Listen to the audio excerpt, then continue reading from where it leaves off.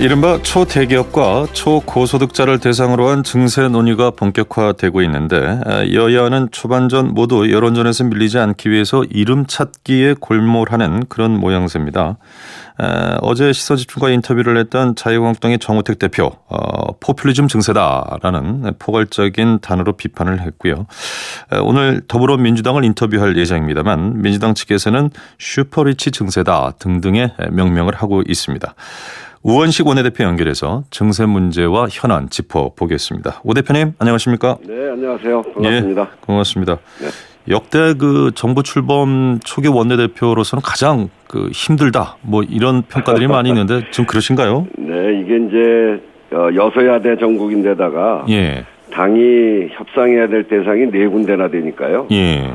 이 사상 초유의 일 아닙니까? 예. 그런데다 이제 탄핵을 거쳐서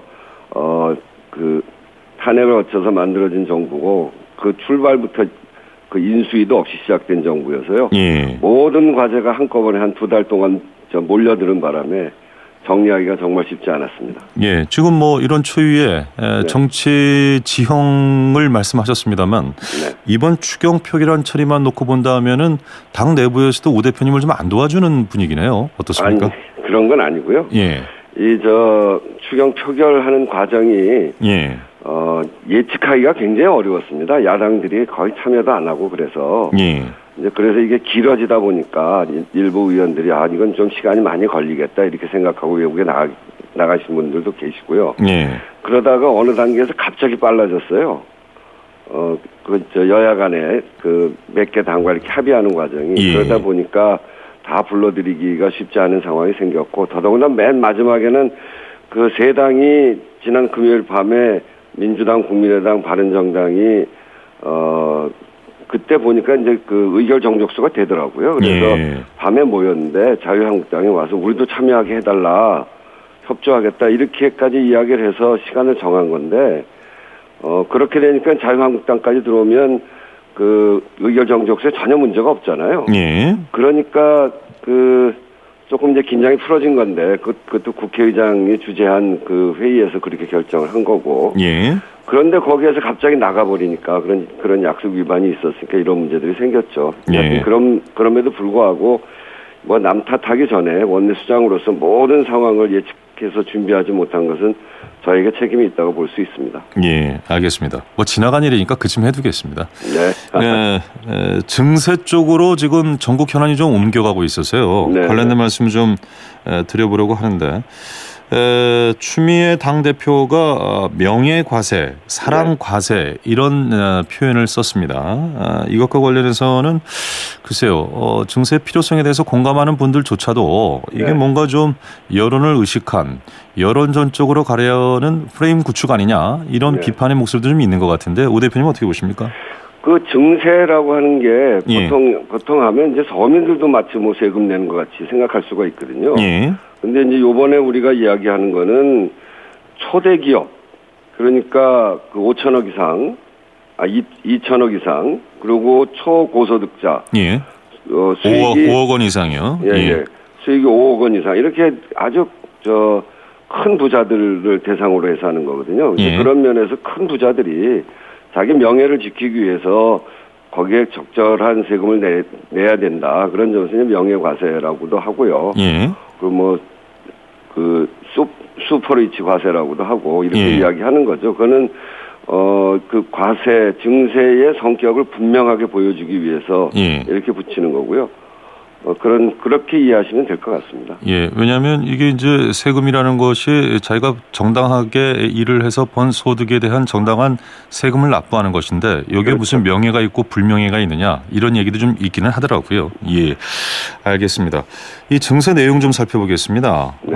정우택 대표는 이게 지금 최고위층 말씀하셨던 것처럼 초대기업이나 초고소득자에 대한 부자자 증세로는 4조 원이 채 되지 않는다. 연간 거둘 수 있는 게. 네. 자, 이렇게 되면은 충분하겠는가? 지금 5년 동안 178조가 필요하다고 하는데 이 부분을 지적했습니다. 어떻게 보십니까?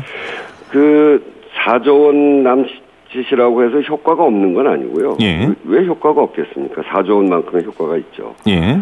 그런데 이제 이번 증세로 해서 문재인 정부 공약 이행에 필요한 모든 재원을 여기서 조달하겠다고 이해하는 것은 고소득자 증세를 반대하기 위한 억지 논리입니다. 예. 앞서 말씀드렸듯이 이명박 정부 감세 정책의 실패를 바로잡는 정상화의 일환이거든요. 예. 이걸 우선으로 하고 동시에 가급적 채무를 통한 공약 달성보다는 정부의 기존 초과 세수가 있습니다. 예. 이게 이제 그 5년 동안 60조 정도가 되는데요. 이제 그 기준이 올해 11조 정도 더 거쳤으니까 그 기준으로 말씀하시는 네, 거죠? 그렇죠. 올해 예. 11조가 거치고 예. 앞으로 6년간 그 60조가 예상이 되거든요. 예. 이거는 이제 왜 생기는 거냐면 박근혜 정부에서 세입 추계를 보수적으로 잡았기 때문에 생기는 돈입니다. 예. 또 세출도 대단히 보수적으로 잡아놔서 이게 무슨 말이냐면 쓸 수 있는 곳을 줄여놓아서 초과 세수가 더 많이 발생하게 된 건데 예. 쓸 때 돈을 제대로 쓰지 않은 거거든요.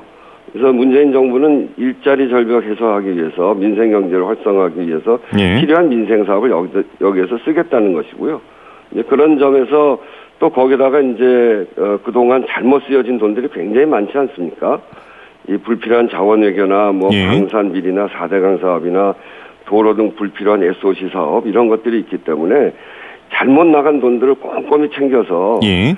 이렇게 합쳐서 하면 이런 사업들을 해 나갈 수 있다 이렇게 보는 거죠. 예, 이른바 이제 세입 세출을 잘 관리해서 생기는 돈도 만만치 않다 이런 취지의 네, 말씀이신데 네. 저희가 일부 시간에 잠깐 이 문제를 다뤘었는데요. 그런 네. 의견도 있었습니다. 지난 5년 동안도 네. 박근혜 정부 시절에도 이른바 세출과 관련해서는 누리과정 예산 분쟁도 있었습니다만 관리를 하려고 했었다. 때문에 지금이 젖은 수건이 아니고 마른 수건 아니냐 이런 얘기도 있는 것 같긴 합니다만 어떻습니까?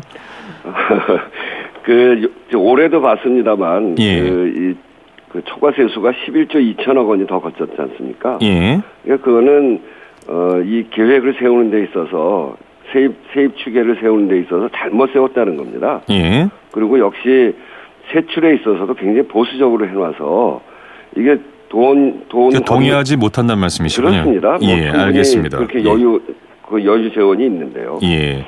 이게 이제 그 초과 세수의 경우 물론 이제 세입 관리라든가 세출 관리를 잘 해야 된다는 전제 조건이 있기는 합니다만 더 큰 전제 조건은 이 정도의 경제 성장률이 계속 유지됐을 때 가능한 것 아니겠습니까? 네, 그렇죠. 예. 그러나 이제 이게 우리만 잘한다고 되는 것이 아니라 글로벌 경제라든가 여러 가지 여건으로 봤을 때 5년 동안 향후 이런 성장률을 계속 유지한다는 게 담보가 되겠는가? 이 부분은 어떻게 보시는지요? 하여튼 그런 부분까지 꼼꼼히 파악을 해서 예. 파악을 해서 해 나가야 되겠죠. 근데 지금으로서의 예측은 그렇다는 것이고 예. 또 거기에 세계 경제 변동이 생기면 예. 우린 또 가만히 있는 건 아니니까요. 예. 우리가 적극적으로 대응해 나가면서 네. 이런 문제들을 국민들이 보실 때 차질 없이 이렇게 잘 관리해 나가도록 하겠습니다. 예, 법인세 부분도 좀 여쭤봐야 될 것 같습니다. 네. 이런 반론이 있습니다. 국제적인 추세는 법인세를 낮추는 쪽으로 가고 있는데 왜 높이는가라는 거 하나 하고요. 또 하나는 대기업 보고 일자리를 만들려고 하면서 이렇게 세금을 높이게 되면은 일자리 만들겠는가? 이거 좀 모순되는 얘기 아닌가? 이런 비판이 있습니다. 이 두 가지 지적에 대해서는 어떻게 보십니까? 그 이명박 정부 때 그 법인세 감세를 하지 않았습니까? 예. 25%에서 22%로. 근데 그 결과가 뭐냐면 이렇게 재벌 곳간을 채워줘도 오히려 고용과 투자는 늘어나지 않고 예. 청년 고용 절벽 사태가 심해지고 있습니다. 그러니까 재벌들의 법인세를 줄여주면 그 돈 가지고 좀 써야 되는데 고용하고 투자도 하고 해야 되는데 그렇게 하지 않더라는 거죠. 예. 그래서 이것을 정상화시켜서 국가가 투자나 고용의 마중물로 쓰겠다는 것이고요. 예. 소위 그때의 시장 실패를 보완하기 위해서 국가 운영 방식의 일환으로 저희는 하려고 하는 것이고. 예. 뭐 다른 정당의 경우에도 유승민 바른정당 후보나 이혜훈 대표도 선거 때 법인세 인상을 줄곧 이야기했고요. 그런 예. 점에서 보면 국회 차원에서도 상당한 합의 정신이 있다. 저희는 그렇게 생각합니다. 네, 결국 이 증세 부분은 여야 간에 어찌됐건 어떤 합의점을 찾을 수 있을 것이다. 이렇게 긍정적으로 보고 계시군요. 네, 그렇습니다. 예, 알겠습니다. 현안 하나 좀 여쭤보겠습니다. 네. 화해치유재단 이사장이 사의를 표명했습니다. 네. 그래서 일본 언론 매체들은 이게 한일 합의의 어떤 핵심이 무산될 수 있는 것 아니냐 이런 우려도 나오고 있는데 위안부 합의에 대한 부분이요. 예, 이 부분에 대해서 어떻게 보시는지요? 그 위안부 합의 부분은 박근혜 정부가 성급하고 잘못된 그 한일 위안부 합의에 따라서 예. 어쩌면 이런 것들이 예정된 수순이다 이렇게 볼 수 있을 것 같습니다. 예. 이 피해자와 관련된 그 시민사회도 극심하게 반발하고요. 그럼에도 불구하고 합의를 근거로 해서 억지로 만든 재단 아닙니까? 예. 어제 그 제가 위안부 할머니 그 김군자 할머니가 돌아가셔서 거기 조문을 갔었는데 거기 피해 할머니들이 예. 그 화해치유재단에 대한 분노가 이만저만이 아니더라고요. 예. 그래서 이렇게 재단 운영에 필요한 비용을 배상금인지 어떤지 불확실한 일본 정부의 출연금 10억으로 운영하는 것이 이런 아주 기형적 구조였고요. 예. 그리고 그 재단 이사장께서도 또 그 얘기를 들어보면 피해 할머니들에게 배상금 수령을 종용하는 듯한 이런 태도도 있었고 예. 이런 것들이 사회적으로도 문제가 되지 않았습니까? 그래서 한일 위안부 합의에 대한 국민적 비판이 굉장히 높은 상태고요. 예. 문재인 정부가 이걸 바로 잡겠다고 약속한 만큼 이 재단 문제도 이제 해결이 필요한 시점이 됐다 이렇게 생각합니다. 예, 이 해결이라는 것은 다시 말하면은 한일 합의의 무효화 이쪽으로 방향을 잡았다 이렇게 해석해도 되겠습니까? 새로운 협상이 필요하다 이렇게 생각합니다. 예, 하나만 더 짧게 여쭤보겠습니다. 이 신고리 오류콕이 공론화위원회가 꾸려졌습니다. 이제 공론화 과정이 진행이 될 텐데 탈원전이라는 목표점을 정해놓고 공론화로 가는 것 이것에 대해서 좀 우려하는 시각도 있는 것 같습니다. 답이 나와 있는 것 아니냐 이런 얘기도 있는데요. 어떻게 보시는지요? 그거는 이제 공론화위원회에서 더 논의를 해봐야 될 일이고요. 근데 예. 이제 분명한 것은 문재인 정부와 더불어민주당이 탈원전을 통한 안전한 사회 공약을 한 바가 있고요. 예. 그리고 그 공사 중단 결정은 그 과정에서 신고리 오류코기의 안전성 문제를 비롯해서 거기 또 지진이 있었던 곳이기 때문에 예. 그런 것들을 종합적으로 검토한 후에 결정하자 이런 것입니다. 그러나 이제 사실상 원전 중심 에너지 체계를 신재생 에너지 중심으로 이렇게 전환하겠다는 그런 계획을 저희가 갖고 있지 않습니까? 예. 그걸 실천해 가는 데 있어서 다양한 견해에 대해 신중하고 객관적인 검토를 통해서 결정하겠다는 것이니까요. 좀 더 지켜봐 주시면 좋을 것 같습니다. 예, 잘 알겠습니다. 오늘 말씀 여기까지 듣죠. 대표님 고맙습니다. 네, 감사합니다. 예, 지금까지 더불어민주당 우원식 원내대표였습니다.